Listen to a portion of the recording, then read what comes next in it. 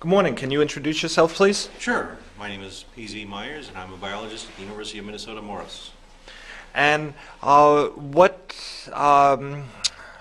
is your main interest in promoting rational thinking?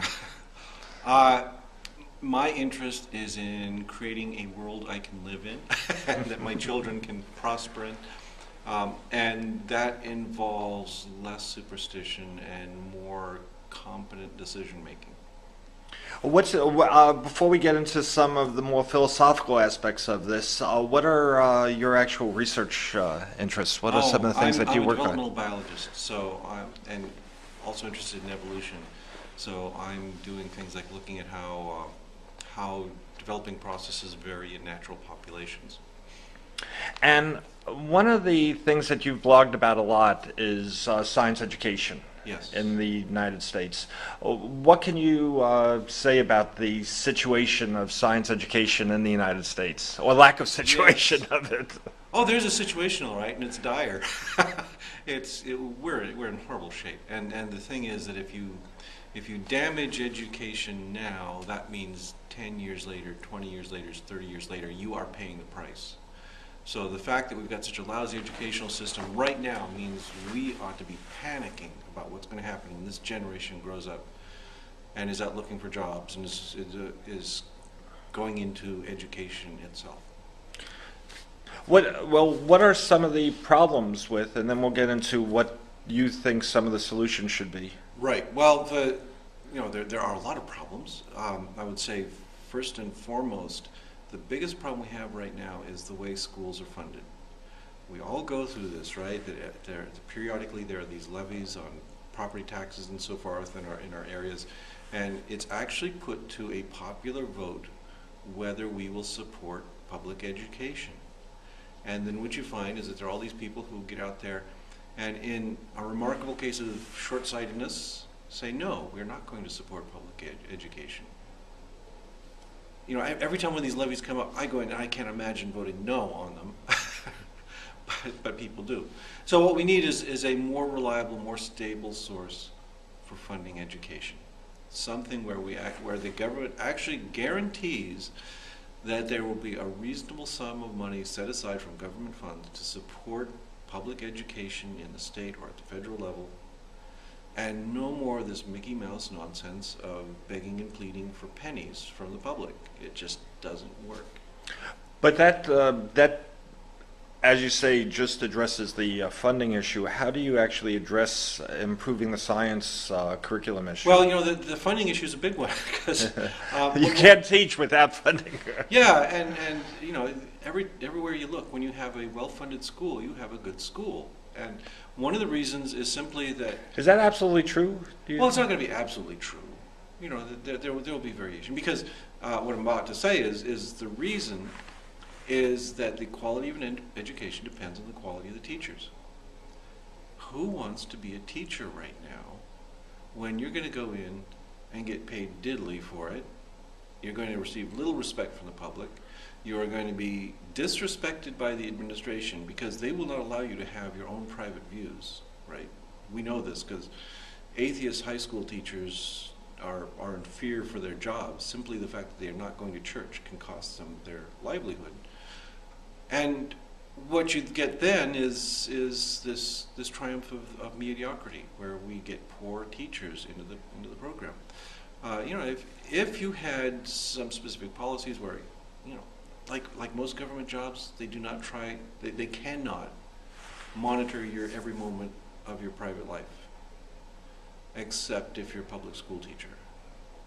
There you are held accountable for everything. Then on top of that, they're not being paid a decent wage. So first, let's fix that. And then, of course, what you got to do is, another problem is science standards. Right now, we have local science standards. Every state has their own set, right? So every couple of years, we get together a group of community people, teachers, scientists at meetings, and they sit down and they try to hash out exactly what should be taught in the public schools. And they issue rough guidelines. They say, okay, this year you should be teaching earth science, and they should learn about, what kinds of rocks there are, whatever. And we go through this periodically. I think in Minnesota it's every 5 years. And what has happened is it's been a politicized process. We actually had quite a bit of ferocious yelling going on in Minnesota a couple years ago because we had a Board of Education director who was a creationist and was trying to pack this process with creationists. So we got to get away from that. And what we should have is national science standards, so we can have some kind of uniformity, so that when you're going to school in Alabama, you also have some dictates from on high that say, yes, you have to teach evolution in your biology courses. Because right now, the teachers are skipping all that. So those are the two big things, I think, is more money and a better science curriculum that's dictated at a higher level than this thing where it's constantly at the whims of local school boards. Talking about the science curriculum, there were, it started with Kansas, and now it's with Texas with the textbooks, and then with Tennessee, I believe it is, with this academic freedom type of thing. It's a game they play, yes. And I see the academic freedom one. The textbook is blatant. What Kansas did was blatant. But this academic freedom one, can you talk about that and how insidious that is? The academic freedom it's a lie. It's like many Republican policies where you give, like the Clear Skies Initiative, which is actually about promoting pollution, in essence. The academic freedom argument that they're making is not about academic freedom. It's about reducing academic standards. And the usual motivation for promoting these academic freedom bills is they want teachers to teach creationism, right? Or intelligent design, which is creationism in a Yes. sheep's clothing. But it also goes across the curriculum because, as we've seen recently in Texas, they're also interested in corrupting the history curriculum. We are supposed to teach this exceptionalist view of American history and things like that. So that's one of their goal is not to just give teachers academic freedom, because they're not going to do that. They're definitely not going to give you academic freedom. This is not a bill that says, well, yes, you can be an atheist and be a teacher, or you can be a Christian and be a teacher. This is all stuff that's off the table. What it is simply saying that we have certain pet beliefs, like creationism, like the magic of the founding fathers. We want that taught. Do you think that actually, you just raised a thought in my mind, do you think that a challenge to this bill could be kind of going back to the Scopes trial and an atheist actually trying to teach something atheistic in the schools and using this bill as protection? Well, but the Scopes trial wasn't about atheism. It was about but there was a law against teaching creation, evolution. Yes. Evolution, and so this is it's kind of like turning it around on them. Yeah, well, yeah. Except, the thing is that we don't want to go the other way, and we don't want to have a bill that says you are not allowed to ever mention the word creation in the classroom, right? Because I actually mentioned creationism in my classroom. We openly discuss the flaws of creationism. What we want is a general principle is that what is taught in the schools ought to be the best science available. That we should not make exceptions to give poor science a privileged position and be placed in the curriculum, which is really what they want. They want this crap that's got no scientific evidence for it, that is not done in any science labs anywhere, that has no empirical research backing it up, and they want to elevate that to the position of Hardy-Weinberg equilibrium, or something that's been so thoroughly demonstrated and tested. So that's what we've got to stop. And I think one of the things we have to do first is just mention academic freedom bills are not about academic freedom.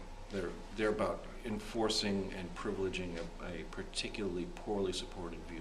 And it's also implying that that K through 12 teachers have the ability to determine what to have the scientific knowledge to be able to really discuss some of these controversies versus and be able to go off script from a curriculum. Right. Yeah. Also, another factor here is there was a a month or so ago, there was an article in Science where they surveyed high school science teachers. Maybe you've seen this. Yeah, and one of the things that I noticed in that was not just that there was a large number of people teaching creationism and a large number of teachers who were avoiding evolution in their classrooms, but they also looked at the background of the teachers. And these are science teachers who have never had a course in evolution. How do we do that? I mean, that's My daughter, 2 years ago, I went to the parent-teacher conference, and she had told me during the section that they were supposed to teach evolution, the teacher never mentioned the word evolution, and I asked the teacher about this. I complained to the superintendent. I don't know if that was the reason, but the teacher wasn't teaching the following year. So at least sometimes there's small victories. Citizens should step up and make it clear. Yeah. In terms of the government, how do we get rational scientific thinking into government policy? This is a chicken and egg thing. It's this cycle that's going on. Obviously the way to get better science policy is to vote the rascals out. I mean, how does Steve King get elected every term? And how do I'm embarrassed because I'm from Iowa every time he makes a comment. That's why I mentioned him. Or Michelle Bachmann from my state. That we're basically electing a bunch of idiots, and it's not the idiot's fault. It's the fact that we have an electorate that is so poorly educated in science that they will blithely accept this nonsense that climate change deniers and evolution deniers and crazy people like King and Michelle Bachmann and Inhofe and all these other people will spout out, and that perpetuates a cycle, of course, because then you get idiots in high office who then destroy education, which produces more citizens that are stupid and elect more idiots, and it just never ends. I think what we have to do right now, and what we are doing, is we have organizations like the NCSE. Atheists are big on this. Is public outreach. The teachers aren't doing the job because of a combination of many of them are not adequate to the job, but others are actually actively repressed by the rules of the school. So what we have is this citizen outreach where we're trying to get more and more education to people by these other routes. And how are we going to get out of the cycle? Well, I think that's how we have to do it, is we have to keep hammering on it, keep promoting science, and in the case of this meeting, I'm all for promoting more atheism, because getting rid of religion that's another factor that's corrupting the whole process. Gradually, what we hope is more and more voters will be sensible and rational, and we'll get more and more rational politicians.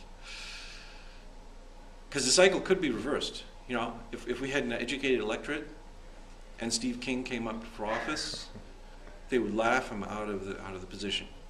And so you'd get. We can only hope. We can only hope, but it's going to take a combination of things to get that to happen. Yeah.